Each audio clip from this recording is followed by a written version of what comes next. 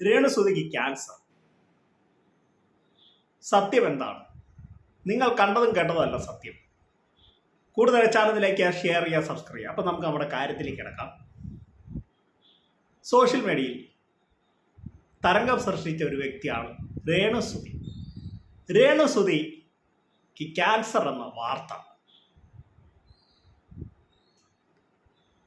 ഇന്നലെ തൊട്ട് കേൾക്കാൻ തുടങ്ങി.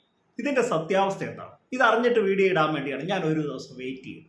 നമ്മൾ വെറുതെ ഒരു ഇത് കണ്ടെങ്കിൽ അത് എന്തെങ്കിലും ഉണ്ടെങ്കിൽ പെട്ടെന്ന് എടുത്ത് കയറി മറ്റുള്ളവരുടെ വീഡിയോ ഇടരുത്. നമ്മൾ ആ വീഡിയോ സത്യം എന്താണ് എന്നറിഞ്ഞതിന് ശേഷം നമ്മൾ വീഡിയോ ഇട്ടത്. ഇപ്പം സോഷ്യൽ മീഡിയയിൽ രേണുസുതിയെ ചുറ്റിപ്പറ്റിയാണ് വാർത്ത. ഏത് ചാനൽ നമ്മളെടുത്ത് നോക്കിയാലും രേണുസുതിയാണ് അവിടുത്തെ കഥാപാത്രം. അത് രേണുസുതി അറിഞ്ഞോ അറിയാതെയൊക്കെ കാട്ടിക്കൂട്ടുന്ന ഇതൊക്കെയാണ് ഇത് ചെയ്യുന്നത്. കൂടുതലും രേണുസുതി അറിയാത്ത കാര്യങ്ങളാണ്. ഇത് ഞാൻ നിങ്ങളോട് സത്യാവസ്ഥ പറയുകയാണ്. വെറുതെ എന്തിനാണ് ഒരാളെക്കുറിച്ച് അവിഹിതം പറയുന്നത്? ഇത് രേണുസുതി ഇതേക്കുറിച്ച് പറയുന്നുണ്ട്. രേണുസുതിയുടെ ഒരു ഇൻ്റർവ്യൂ, ചേച്ചിക്ക് ക്യാൻസറോ എന്ന് ചോദിക്കുന്നു. രേണുസുതി പറയുന്നുണ്ട്, അതൊക്കെ ഓരോരുത്തർ പറയുന്നതാണ്. എന്നെ സ്നേഹിക്കുന്നവരുണ്ടെങ്കിൽ ഞാൻ എന്തെങ്കിലും ഉണ്ടെങ്കിൽ ഞാൻ അവരോട് പറയും എന്ന് വിഷമത്തോടു കൂടി പറയുക.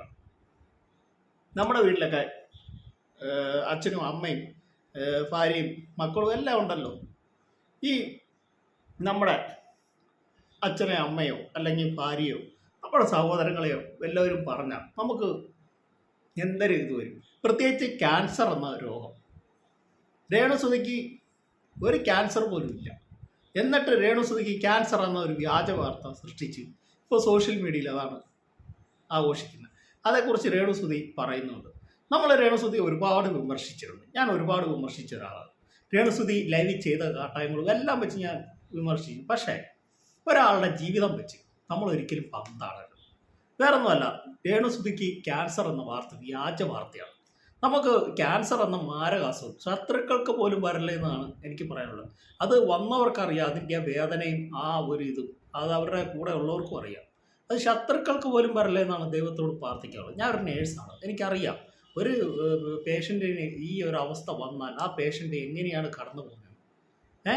ഈ പറയുന്ന ആളുകൾക്ക് ഇതുപോലെ തിരിച്ച് വന്നു കഴിഞ്ഞാൽ ദൈവം എല്ലാവർക്കും ഉണ്ട്. ഒന്ന് ആലോചിച്ച് നോക്കിയേ. നമുക്ക് ഈ ഇങ്ങനെയുള്ള ഈ സത്യസന്ധമായ വാർത്ത നിങ്ങൾ ഇടുക. ക്യാൻസർ ഉണ്ടെന്നുള്ള വാർത്ത ഇത് വെറുതെ വ്യാജ വാർത്തകൾ സൃഷ്ടിച്ചിരിക്കുന്ന ലവ്മാരോടും ഞാൻ പറയുകയാണ്, വെറുതെ എന്തിനാണ് ഇങ്ങനെയുള്ള വ്യാജ വാർത്തകൾ നിങ്ങൾ കൊടുക്കുന്നത്? ഒരു ക്യാൻസർ എന്നാന്ന് നിങ്ങൾക്ക് അറിയാമോ? എന്താണോ ഇത് വന്നാലുള്ള അറിയാവുള്ളൂ. ഇപ്പം ആർക്കാ എന്താ അസുഖം വരുന്നതെന്നൊക്കെ ഒന്നും നമുക്ക് പറയാൻ പറ്റില്ല, ദൈവത്തിനേ ഉള്ളൂ. എന്നിട്ട് ഓരോ വ്യക്തികളെക്കുറിച്ച് ക്യാൻസർ വന്ന് എന്നൊക്കെ പറയുമ്പോൾ അതൊരു നമുക്ക് എന്തും പറയാം നമുക്ക് എന്ന് പറഞ്ഞ പോലെ ഒരാളുടെ ജീവിതം വെച്ച് അല്ലെങ്കിൽ അവർക്ക് ക്യാൻസർ ഇല്ലാത്ത അസുഖം, അത് ഏറ്റവും മാരക അസുഖങ്ങളാണ്. നമുക്ക് ഏത് അസുഖത്തെ പോലെയല്ല ക്യാൻസർ എന്ന ഇത്. അതിൽ നിന്ന് രക്ഷപ്പെട്ട മുക്തിയവർക്ക് അറിയാം. ഈ ഒരു രോഗം ബാധിച്ചു കഴിഞ്ഞാൽ എങ്ങനെയാവും എന്നൊക്കെ അറിയാത്തവന്മാരാണ് ഇങ്ങനെയുള്ള വ്യാജ വീഡിയോകൾ ഇത് ചെയ്യുന്നത്. ഞാൻ ഒരു നേഴ്സായതുകൊണ്ട് എനിക്കറിയാം ഒരു ക്യാൻസറായ പേഷ്യൻ്റ് എത്രമാത്രം വേദന അനുഭവിക്കുന്നതൊക്കെ നമുക്കറിയാൻ പറ്റും. നമ്മൾ കണ്ടിട്ടുണ്ട് നേരിട്ട്. ആ പേഷ്യൻ്റ് അവരുടെ വീട്ടുകാർ അനുഭവിക്കുന്ന വേദനകൾ അത് മനസ്സിലാക്കാതെ ചുമ്മാ വായി തോന്നുന്നതൊക്കെ പറയുന്നവരെ എന്താ പറയുന്നത്?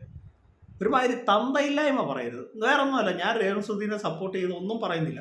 പക്ഷെ അവർക്ക് ക്യാൻസർ ആയെന്നുള്ള വ്യാജ വാർത്ത അത് ഇച്ചിരി കൂടിപ്പോയെന്ന് എനിക്ക് പറയാനുള്ളത്. നിങ്ങളൊരു കാര്യം മനസ്സിലാക്കി, നമ്മുടെ വീട്ടിലുള്ളവർക്ക് ആർക്കെങ്കിലും ഇങ്ങനെയൊന്നും നിങ്ങൾക്ക് സഹിക്കൂ? നിങ്ങളുടെ വീട്ടിൽ ആരെങ്കിലും ഇങ്ങനെ പറഞ്ഞു നിങ്ങൾ സഹിക്കൂ? അല്ലെ നിങ്ങളുടെ വീട്ടിലുള്ളവർക്ക് ഈ ഒരു അസുഖം വന്ന് നിങ്ങൾ എന്ത് ചെയ്യും? അത് നിങ്ങൾ ഓർത്തിട്ടുണ്ടോ?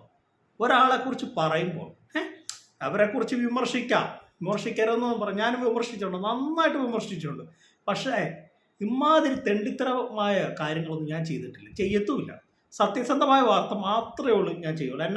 എൻ്റെ വീഡിയോ കാണുന്ന പ്രേക്ഷകർക്ക് അറിയാം, ഞാൻ അങ്ങനെയുള്ള വീഡിയോ അല്ലാതെ റീച്ച് കൂട്ടാനോ ഒന്നും ഞാൻ ശ്രമിക്കാറുമില്ല.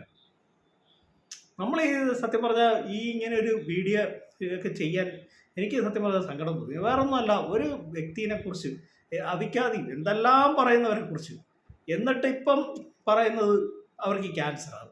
ഇതിനു മുന്നേ അവരുടെ റൂമിൽ ആരാണ്ട് തുണിയില്ലാതെ നടന്നെന്നോ അവരാരാണ്ട് പിടിക്കാൻ പോയെന്നോ ഒക്കെ വാർത്ത വന്നിട്ടുണ്ട്. അതിനൊന്നും ഞാൻ അതിനൊക്കെ വാർത്ത ഞാൻ എൻ്റെ ഇത് റിപ്ലൈ ഞാൻ കൊടുത്തിട്ടുണ്ട്. പക്ഷേ ഇപ്പം ഈ ചെയ്തത് വെറും തന്തയില്ലാത്തവരെന്നോ ഞാൻ പറയുള്ളൂ. ഏതോ തന്തയ്ക്ക് പറക്കാത്തവൻ ചെയ്ത പണിയെന്ന് ഞാൻ പറയുള്ളൂ. ഇത്രയ്ക്ക് വളരെ ഏതവനാണേലും ചെയ്തത് വളരെ മോശമായെന്ന് ഞാൻ പറയും. നമ്മൾ രേണുസുധീരെ വിമർശിക്കാം, രേണുസുധീനെ എന്ത് വേണേലും നമുക്ക് പറയാം, അതൊക്കെ നമ്മുടെ ഓരോരുത്തരുടെ അഭിപ്രായ സ്വാതന്ത്ര്യം എന്നും പറഞ്ഞ് ഒരു ഇല്ലാത്ത അസുഖം, അത് ക്യാൻസർ പോലെ മാരക അസുഖം എന്ന് പറയുന്ന ആവശ്യമുള്ളൂ. അപ്പോൾ നിങ്ങൾ നിങ്ങളുടെ കമൻറ്റുകളൊന്ന് രേഖപ്പെടും. എൻ്റെ കൊച്ചു വീഡിയോ അവസാനിക്കുകയാണ്. നിങ്ങൾക്ക് ഇഷ്ടമായെങ്കിൽ വീഡിയോ ലൈക്ക് ചെയ്യുക, ഷെയർ ചെയ്യുക, ചാനൽ സബ്സ്ക്രൈബ് ചെയ്യുക. മറ്റൊരു വീഡിയോ ആയിട്ടും ഉടനെ വരുന്നതായിരിക്കും. Thank you, bye bye.